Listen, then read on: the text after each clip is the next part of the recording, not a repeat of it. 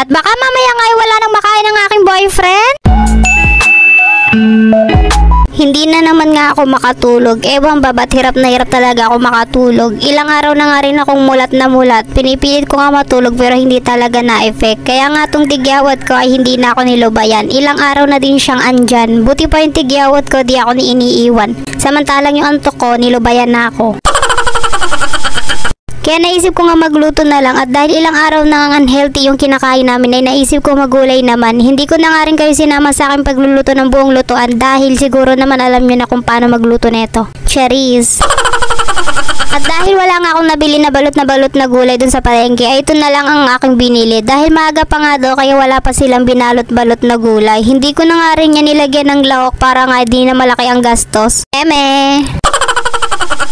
Gusto ko rin nga puro gulay lang ang makakain ko ngayon dahil gusto ko nga umiwas sa mga unhealthy food muna. Nag-iiba na rin kasi yung tiyan ko dahil siguro sa mga kinakain ko. Kaya nga sabi ko sa aking boyfriend ay magulay naman kami para na maiba naman ang laman ng tiyan ko. At baka nga yung mga sawa sa tiyan ko ay magsawa na sa mga kinakain nila. Imbis na magpermis nga sa tiyan ko ay baka magsitalunan na sila palabas. The best talaga kapag gulay ang kinakain bukod sa tuwang-tuwa ko dahil gulay ang aking kinain ay mas natuwa pa at ang mga sawa ko sa tiyan ko. Nanibago nga siguro sila sa kanilang kinain kaya napasiyar talaga ako dyan.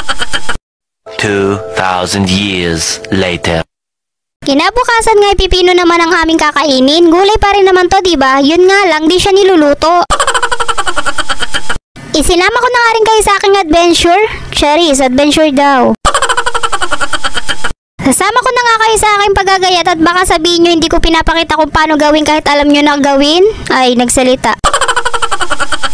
Dalawang pipino nga lang ang aking ginawa dahil dalawa lang naman kami ni boyfriend. Tig-isa nga kami dyan pero pinagsama-sama ko rin yan.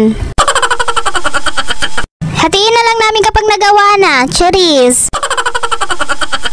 Nilagyan ko nga lang siya ng sibuyas at kamatis. Dahil nilalagyan naman talaga yon kahit hindi na sabihin. Cherries!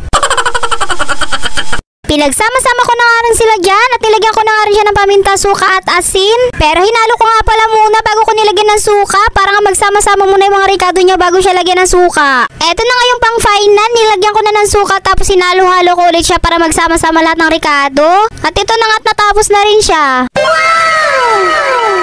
Tinikman ko nga muna bago ko ipatikim kay boyfriend. Nasa likodan ko nga pala si boyfriend dahil nagluluto nga rin siya dyan. In fairness, tinutulungan niya na ako magluto ngayon. Hindi ko na nga nilubayan yung pipino. Nagsunod-sunod na nga ata yung tikim ko. Imbis na tikim nga ay mauubos ko na ata to. At baka mamaya nga ay wala nang makain ng aking boyfriend. 2,000 years later.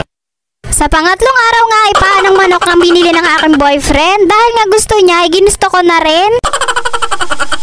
Request niya kasi ito kaya hinayaan ko na. Bukas na lang ulit ako maggugulay. Hindi ko rin naman kasi mahindian dahil masarap nga kasi talaga yung luto niya. Yun lang. Thank you for watching. Babush!